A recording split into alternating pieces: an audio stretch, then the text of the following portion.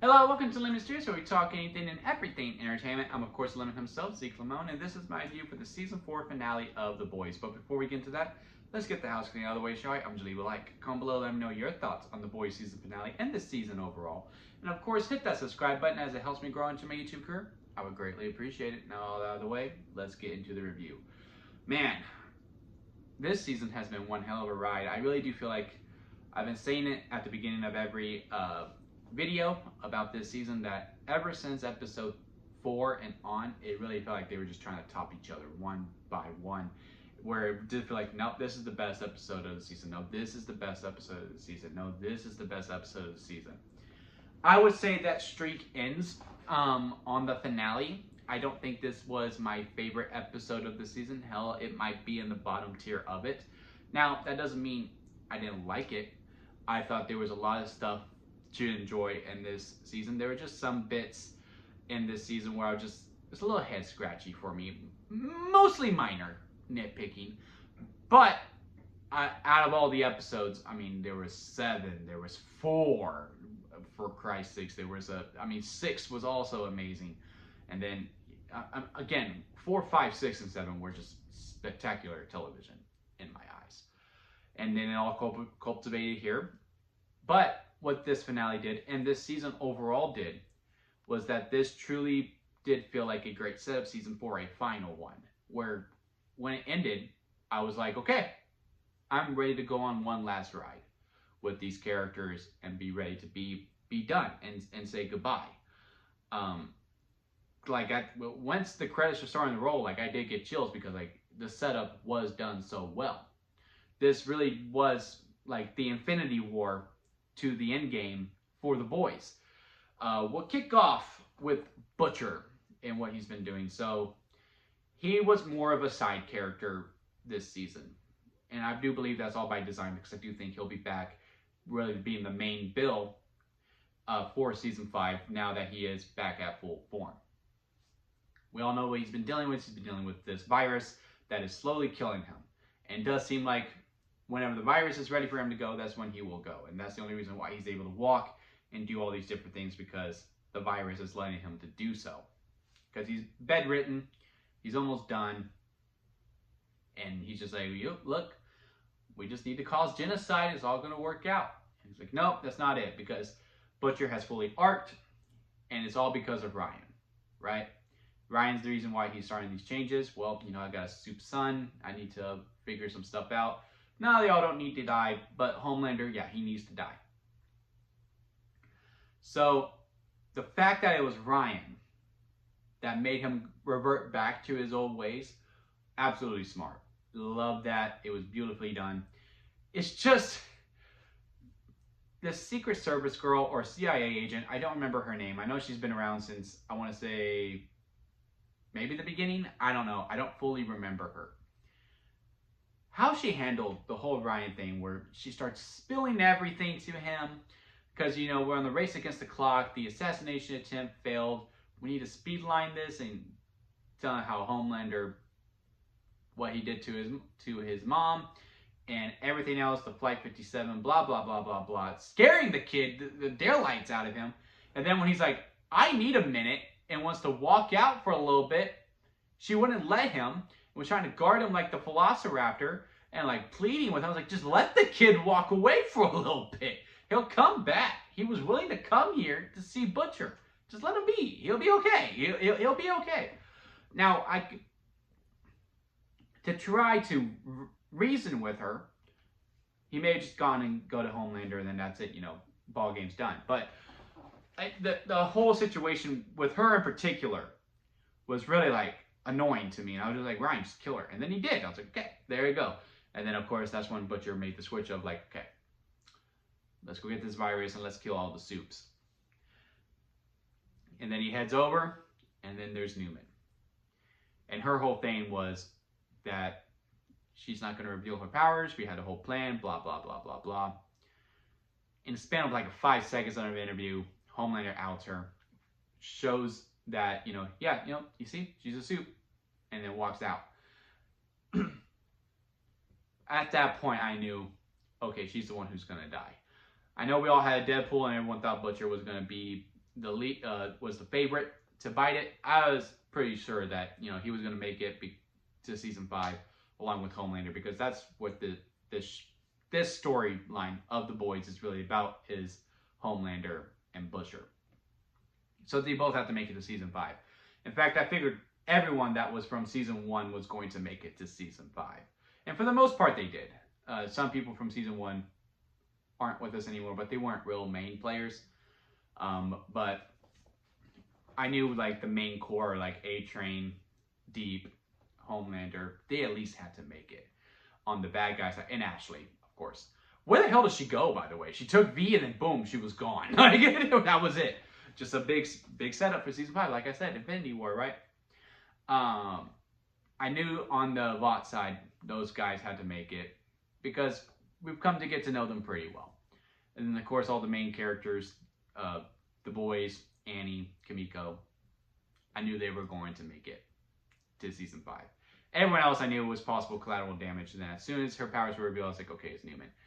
And just a little bit that she was doing, like, even by just the way the acting was, it was like, I am getting ready to go. I am about to die. It really felt like a hammering.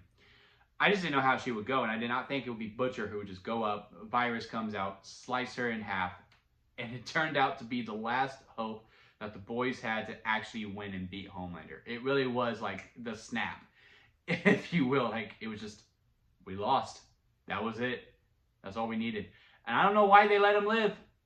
I guess they love him too much, because Frenchie was like, it will work on you too, and he couldn't find himself to do it, and he was going, no, let him go. Well, I guess Mother's Milk said, it's suicide. It's suicide. Don't fight him. So, okay, I guess I get it. But it was just at the moment when I watched, I was like, I don't know why they would let him walk away, because they need him alive for season 5. I feel like they could have done a little bit better.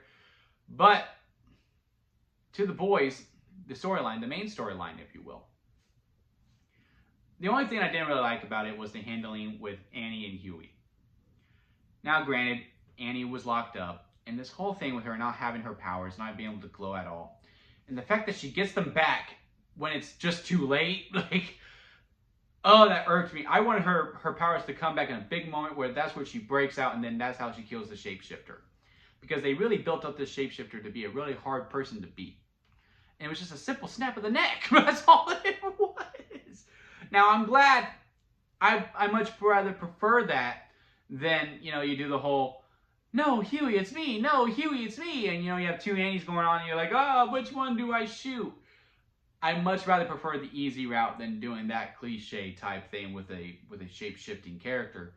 But I was just expecting, again, it would have been cliche, but hey, I would have been all for this one. Annie gets her powers back. That's how she breaks free. Kills the shapeshifter. Stands on business. How dare you be with my man? Blah, blah, blah. Boom. There we go. And then the aftermath where Huey and Annie have the conversation of, look, you slept with her. You gave her a ring. And she's mad at him. And anything that Huey's going through is just swept under the rug. What Huey went through was a form of assault. And I just really felt like we could have really dug into that a little bit. Have a little conversation. Like, just a little 2 to 3 minutes of going, hey, you have every right to be upset. I did figure out that it wasn't you. Because of these things and these. Like, I did like how, look, you never find your keys on the first try. That person did. You sweat. She sweated. You did not. Blah, blah, blah, blah, blah. I liked all of that. But I also would have liked, I thought it was you. Like, he does say, well, I thought it was you. And I feel dirty. I do feel dirty. Like, because, again, that is a form of assault. I don't know the exact term for that type of assault. I can't say the S word assault because YouTube. But I do believe there's an actual terminology for, you give consent to be physical with someone and you think it's someone, but it's not really that person. I don't remember what that's exactly called. But that's basically what happened to Huey. And I just would have liked if we would have dug in that a little bit instead of it just getting swept under the rug. Again, I think 2 minutes. I think we could have fit that in there with everything else. he does win her back when he does give the hoorah speech of the whole entire theme of the boys of like, look, you need to learn to forgive yourself. You need to forgive others because forgiveness is bravery. And I think that's a great lesson to have.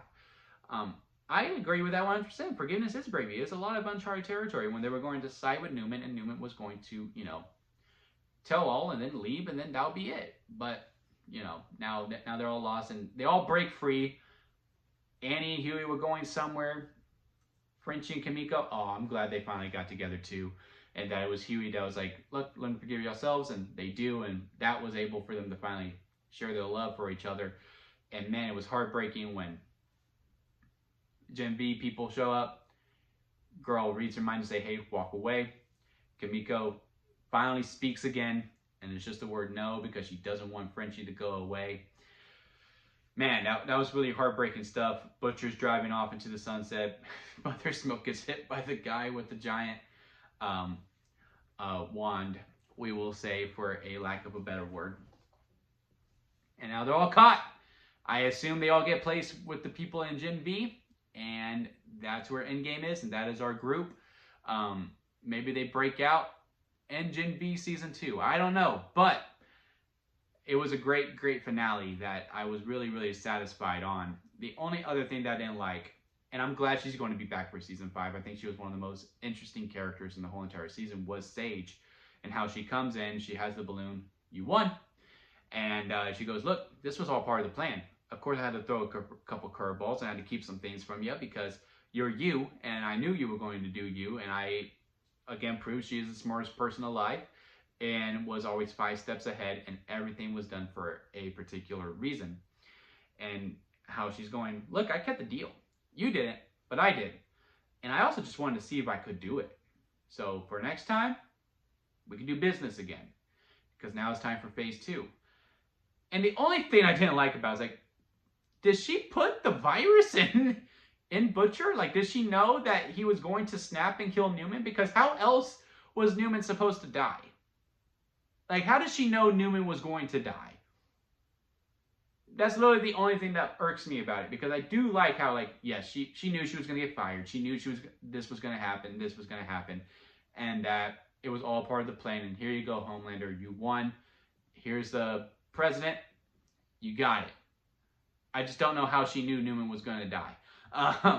But yes, overall, again, I did like the episode. I enjoyed it. Again, nitpicks here and there that I just think they could have capitalized on. Like, again, explain how Sage knew Newman was going to die.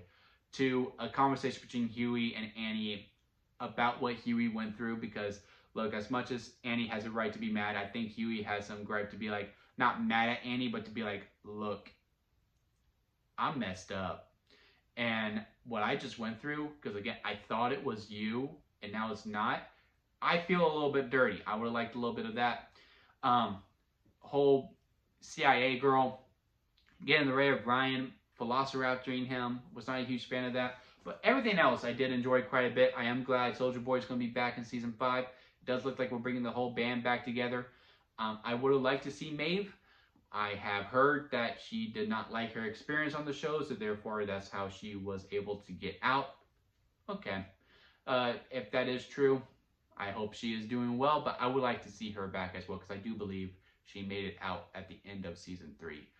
But yes, overall, great season. Not my favorite season. I think it's third, because again, this was overall a setup season for a bigger finale that is happening in 2 years. But yeah, overall, very much enjoyed it. I'm sad this ride is over, but I am ready to go on one last ride with these characters, where I will eventually say, I'm not ready to say goodbye, but it is about time to wrap this up. So, until next time, guys, I'll see you here at Lemon Studios.